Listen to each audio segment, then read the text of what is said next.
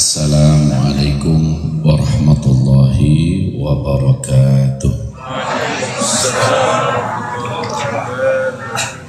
Alhamdulillah, wassalatu wassalamu ala habibillah Sayyidina Muhammadin Rasulillah sallallahu alaihi wasallam.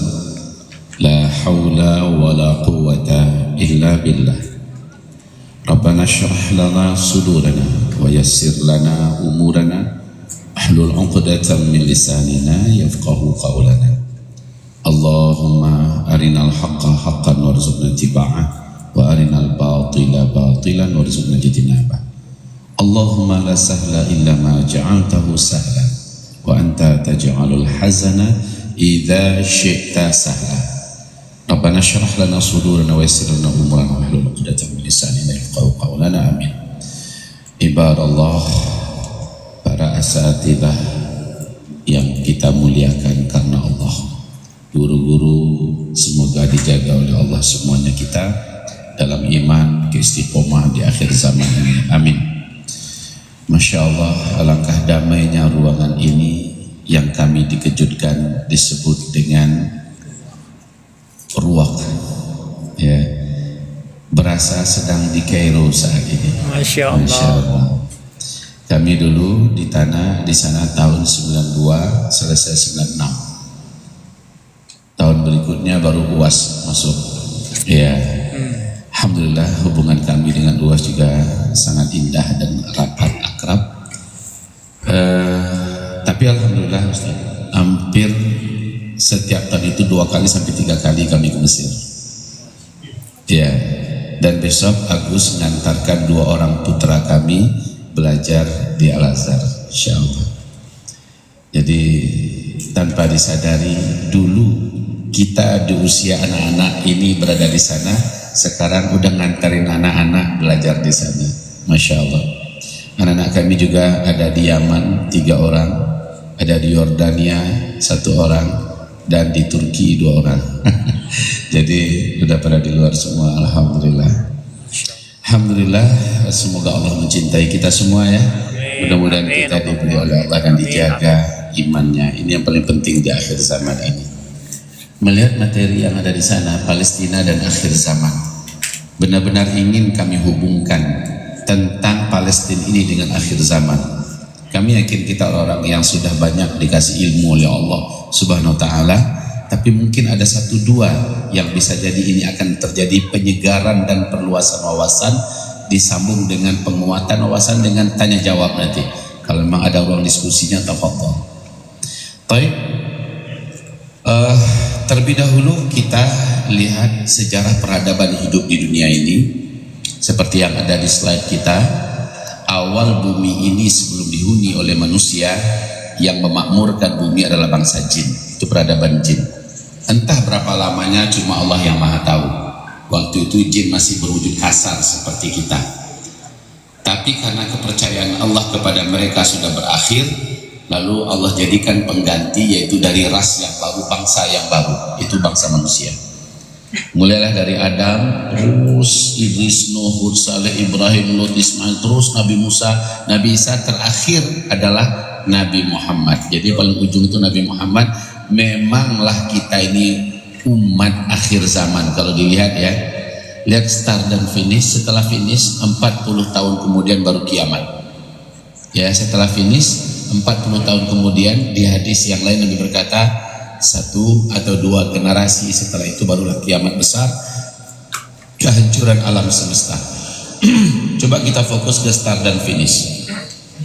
Nanti kita hubungkan tentang Palestina ya. Start dan finish, Nabi diutus sebagai Nabi dan Rasul di usia beliau 40 tahun, masih di Mekah ketika itu startnya. Finishnya adalah terjadinya tanda besar kiamat nomor 7, yaitu angin lembut kematian. Anginnya sejuk, baunya wangi kasturi, berhembus dari negeri Yaman. Dengan cepat angin ini membungkus bumi. Kata Rasulullah, siapapun umatnya yang ada iman di dalam dadanya kepada Allah, walaupun iman itu seujung kuku, pasti akan didatangi oleh angin lembut kematian ini, dimanapun dia berada. Saat kulitnya tersentuh oleh angin lembut kematian itu, saat terhirup oleh yang bersangkutan angin lembut kematian dari Yaman itu, di tempat itu dan saat itu juga dia langsung tergeletak meninggal dunia. Serentak satu muka bumi, seluruh orang Islam yang ada iman kepada Allah meninggal dunia. Sehingga yang tersisa hidup adalah orang-orang yang tidak kenal dengan Allah Subhanahu wa ta'ala. Jadi makanya kami istilahkan dengan finish, berakhir. Oke. Dari start ke finish, kata Rasulullah, kamu akan menjalani 5 fase sejarah. Ini hadisnya sahih, riwayat Imam Ahmad, dinyatakan oleh Syekh Ahmad Syakir sebagai hadis yang sahih. Ada 5 fase. Fase pertama, fase kenabian, lamanya 23 tahun. Fase kedua, fase kekhalifahan, lamanya 30 tahun. Ada hadisnya jelas dan sahih semua ya. Fase yang ketiga, ini fase yang terpanjang ya, ribuan tahun, 1227 tahun. Itu fase para khalifah menggunakan sistem kerajaan. Di dalamnya ada 3 dinasti, dinasti Bani Amawi, dinasti Bani Abbasi, dan dinasti Bani Utsmani. Fase pertama, kedua, dan ketiga ini Islam memimpin peradaban dunia. Islam memimpin peradaban dunia. Di mana-mana negara minder kalau tak pandai bahasa Arab. Kalau belum pergi ke Arab, mereka minder, ya, belum menganggap orang berpendidikan. Gitu. Selama ribuan tahun, masya Allah. Walaupun dalam cengkeraman hanya 2/3 dunia yang dikuasai langsung secara de jure dan de facto, akan tetapi secara peradaban Islam mendominasi ribuan tahun. Setelah runtuhnya Khilafah Islamiyah Al-Utsmaniyah di Turki pada tanggal 3 bulan Maret tahun 1924 sampai hari ini, kita sudah berada di fase keempat. Jadi fase ketiga itu berakhir dengan runtuhnya Khilafah Islamiyah Utsmaniyah di Turki. Jadi udah 100 tahun yang lalu ya. Saat ini kita berada di fase keempat, fase kediktatoran. Yang berkuasa di negeri-negeri muslim adalah penguasa-penguasa yang jahat dan diktator, termasuk di Arab Saudi hari ini. Nah, ini fase kediktatoran. Fase ini pasti berakhir.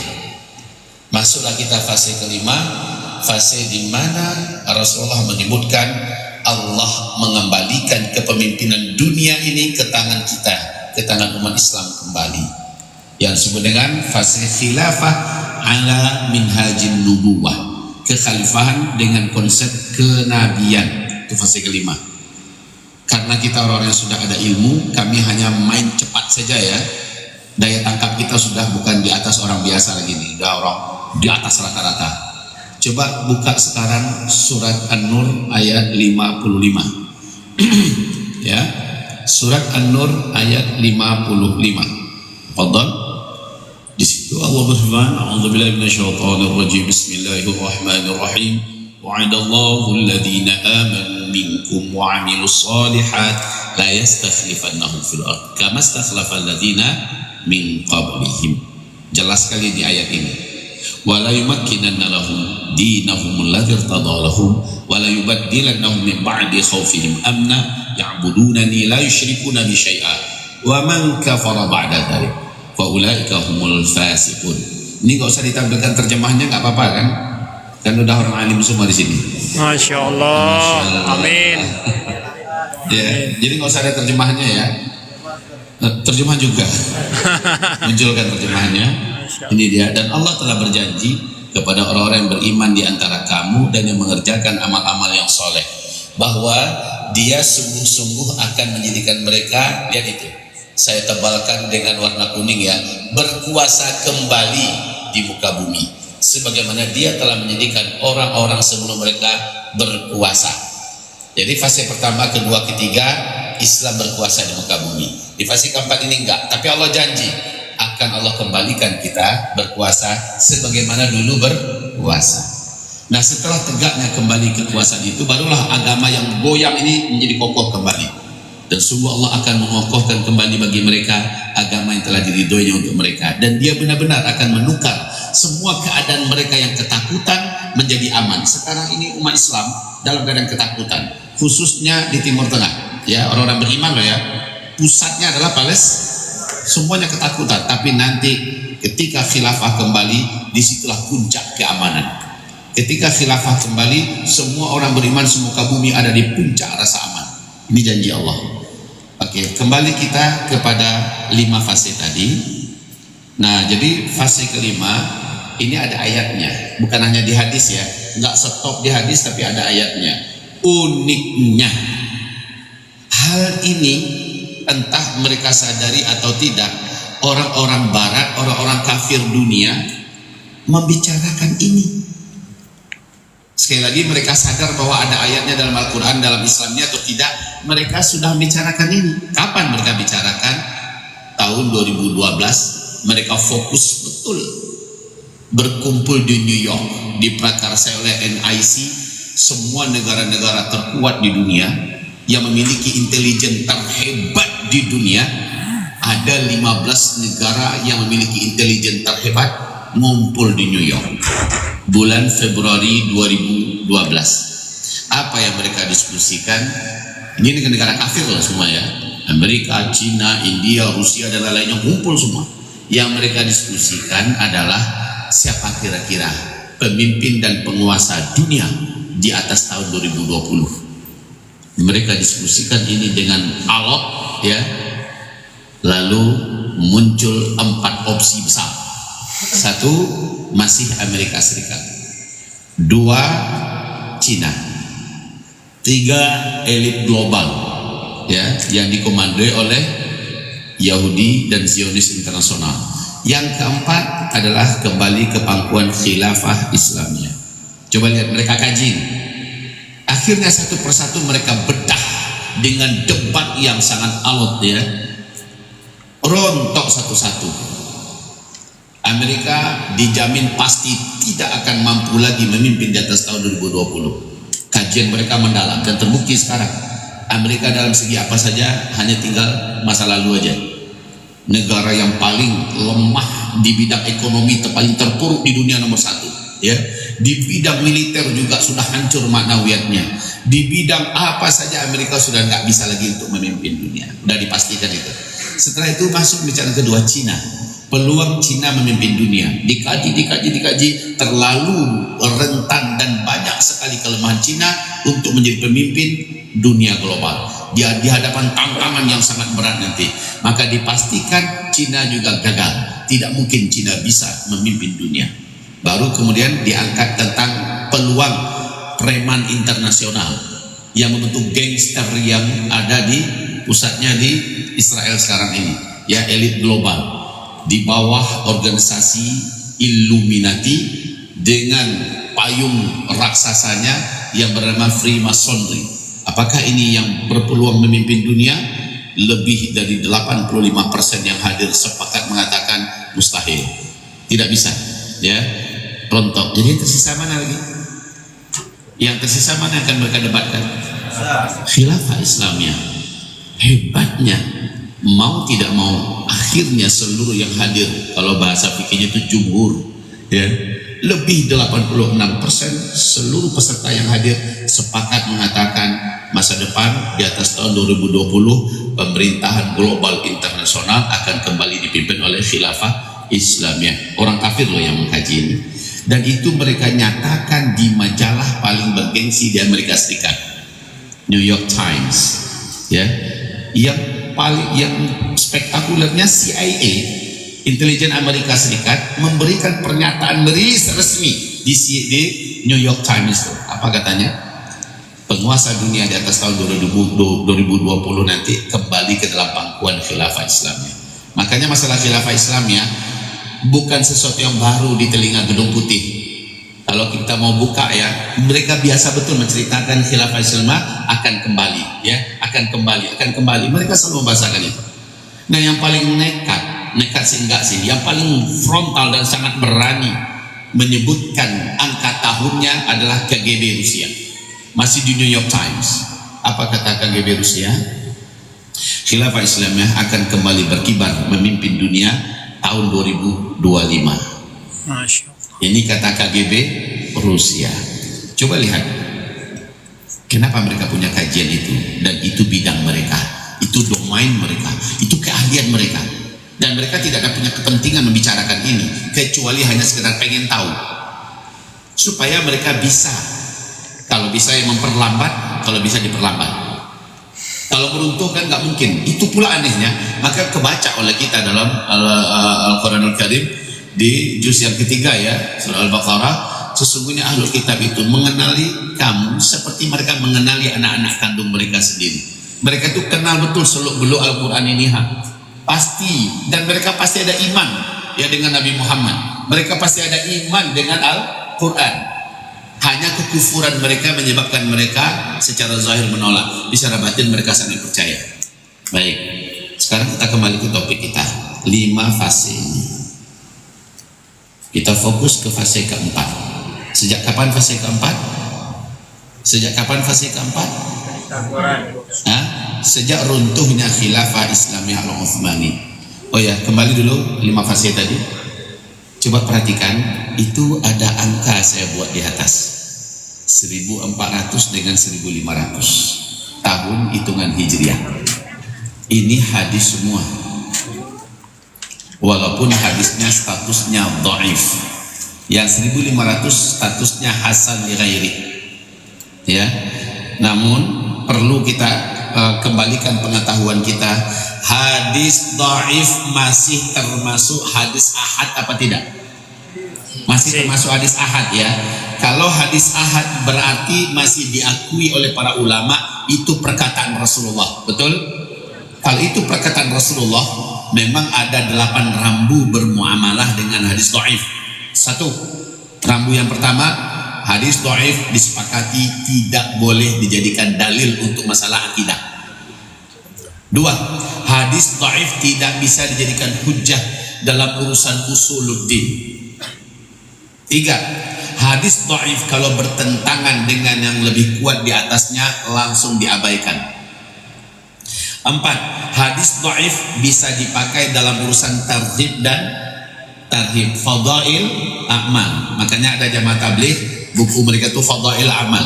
Di dalamnya ada hadis sahih, ada hadis hasan, ada hadis dhaif, dipakai karena itu masalah fadail amal sah. Ya. Kemudian adab yang kelima, hadis dhaif kalau disampaikan di depan publik, wajib yang menyampaikan menyebutkan status hadis itu, bahwa hadisnya adalah hadis dhaif, agar jujur dan amanah dalam ilmu. 6, adab yang keenam, hadis dhaif bagaimanapun juga dia tetap perkataan Rasulullah, dan perkataan Rasulullah lebih tinggi dari perkataan manusia manapun di muka bumi sampai hari kiamat, betul?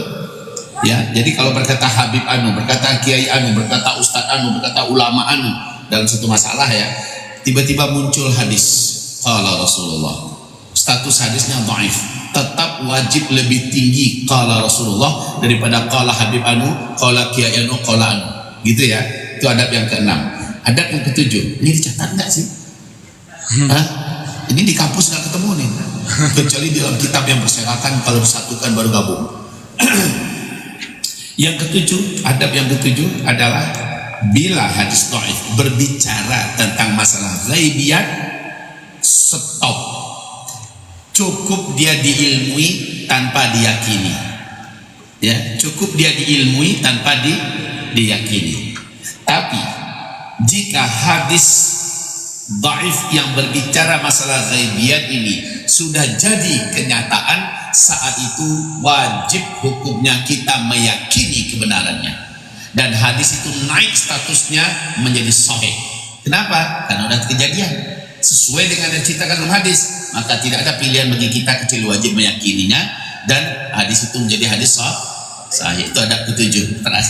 Adab terakhir adalah jika hadis dhaif ternyata turuknya ya, jalur riwayatnya ternyata banyak, maka dia saling menguatkan sehingga naiklah tingkatnya satu tingkat di atasnya menjadi hasan li ghairi. Ingat kajian kita nih kan, ini kajian wajib nih di kampus-kampus Islam ya, di fakultas-fakultas Islam wajib nih kajian mustalah hadis. Jadi itu yang ke-8, naik statusnya. Nah sekarang kembali kita kepada topik kita. Bismillah. Kita ada laser nggak?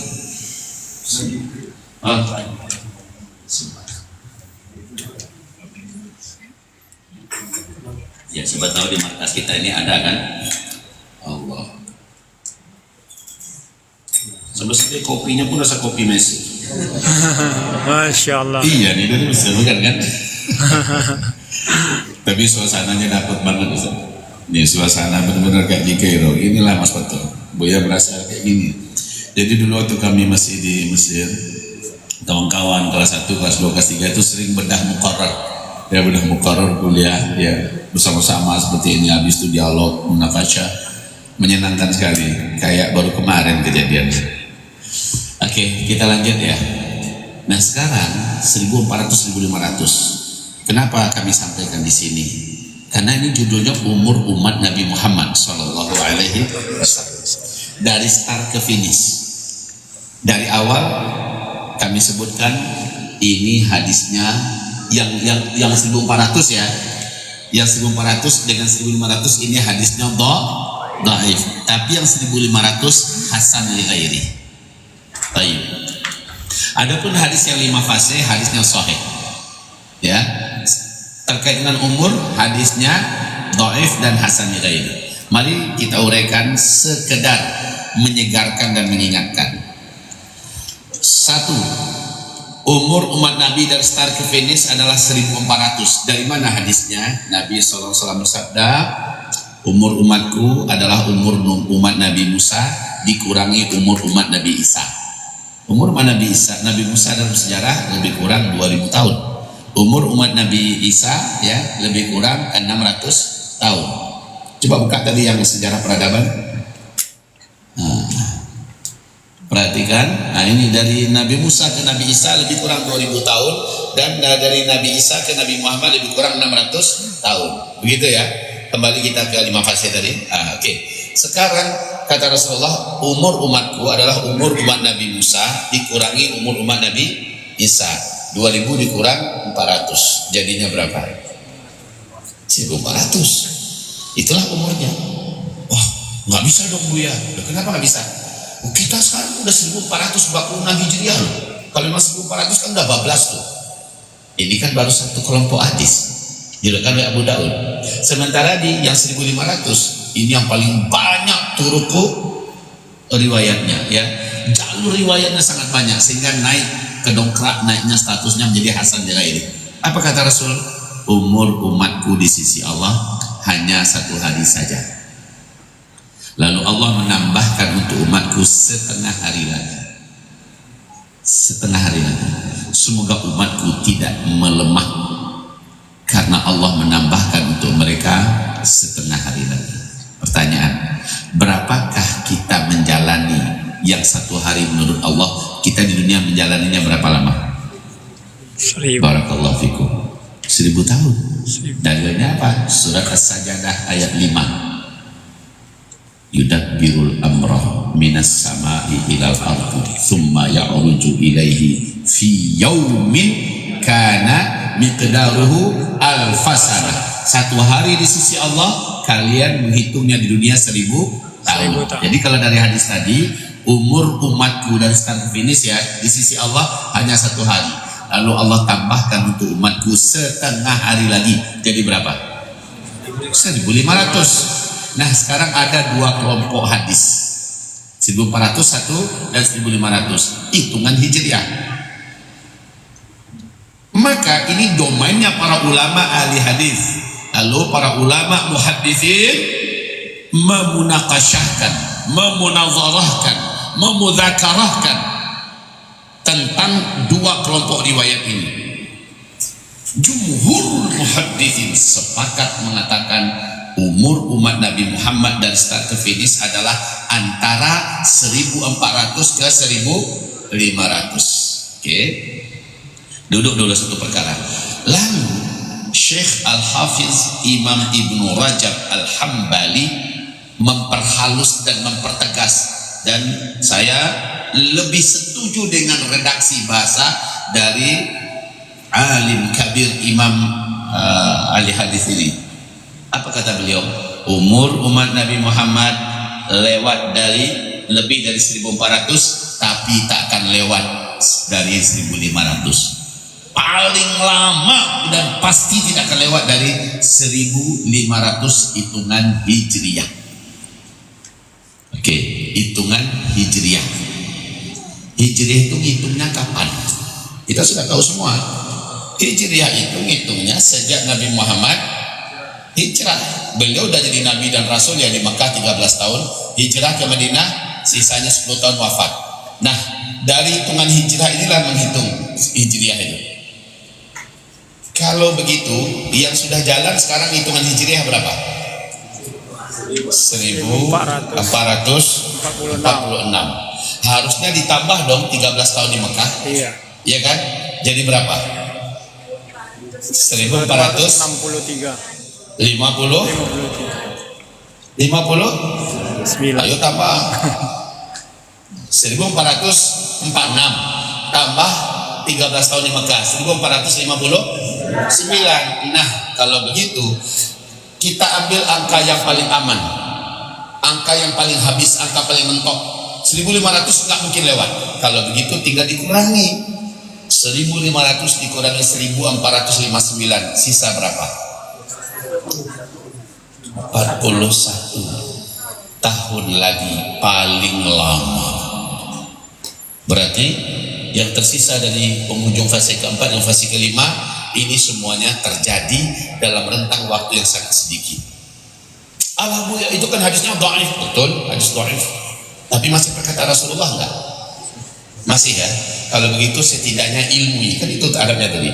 Ilmui, hormati.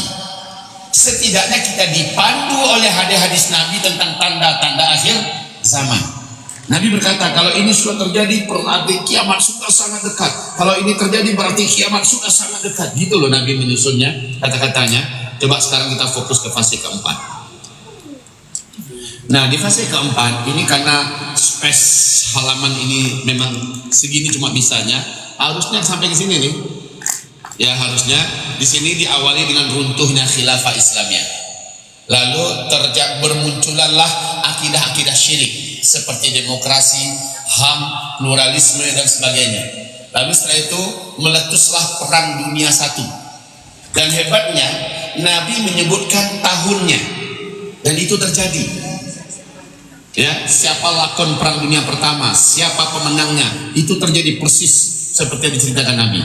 Kemudian Rasul menyebutkan lanjut terjadi perang dunia kedua, itu pun terjadi persis dengan yang Nabi gambarkan, dan semuanya di fase keempat. Kemudian Nabi menceritakan terjadi ini, semuanya sudah terjadi. Nah, sekarang kita ambil yang terdekat dah dengan kita nih, yang ini. Arab menjadi kaya raya. Yatatawaluna fil bunyan. Antara al-hufat al-urat al-alata ri'a asya yatatawaluna fil bunyan. Apabila engkau temukan suatu bangsa yang kere, miskin, fakir, ya, mereka hanya penggembala ternak, tidak beralas kaki, bertelanjang dada, tiba-tiba mereka menjadi kaya raya dan sangat berkuasa.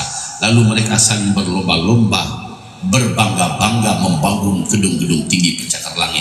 Ini udah terjadi belum di zaman kita? Ketika Ibnu Abbas bertanya, ya Rasulullah, siapa yang kau maksud?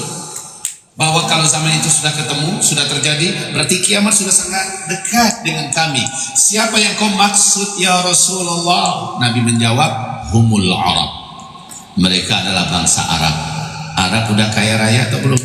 Sudah. Sebelumnya bumi ditemukan ya, Jazirah Arab miskinnya nggak ketulungan. Oke, kalau begitu apa berikutnya yang terjadi? Salju turun di Arab. Sudah terjadi belum? Sudah. Rasulullah berkata pada Muaz bin Jabal ketika Nabi sampai di daerah Tabuk, "Hai Muaz, bila daerah ini sudah turun salju, berarti jarak antara ubun-ubunmu dengan kiamat sudah sangat dekat." 2009 pertama sekali menggemparkan berita dunia, salju turun di Tabuk. Mobil-mobil yang lewat harus berhenti. Orang Arab karena nggak pernah melihat salju turun di Arab, mereka turun lalu mereka main-main salju. Ya, 2011 Syekh Sudais, siapa? Salah seorang imam Masjidil Haram lagi menyampaikan dalam khutbahnya, hai bangsa muslim ya seluruh dunia, ini salju sudah turun di negeri Arab, kiamat sudah sangat dekat di depan kita, kembalilah kalian ke jalan Allah, tobatlah dan berhentilah dosa maksiat dan seterusnya. Oke, berikutnya, lihat berikutnya. Ini masing-masing yang Nabi mengisyaratkan kiamat sudah dekat. Jazirah Arab kembali menjadi jahiliyah. Sudah terjadi apa belum? Sudah. Negeri Arab yang paling terakhir jahiliyah itu Arab Saudi. Yang sebelumnya udah jauh sesat. Uni Emirat Arab, Bahrain segala macam udah jauh sesatnya. Sementara Arab Saudi baru 2017. Yaitu ketika Muhammad bin Salman berhasil melakukan kudeta terhadap putra mahkota resmi yaitu Muhammad bin Nayef, ya, 2017. Sejak itu Muhammad bin Salman merubah Arab Saudi yang bersyariat menjadi Arab Saudi yang liberal. Siapapun boleh buat apa saja, silahkan lakukan apa saja, ya, selama tidak merugikan negara. Dicabut syariat Islam, bahkan diberhentikan semua polisi-polisi syariat. Bahkan wanita bebas untuk pakai jilbab atau tidak pakai jilbab. Zina sudah boleh dilakukan, silahkan.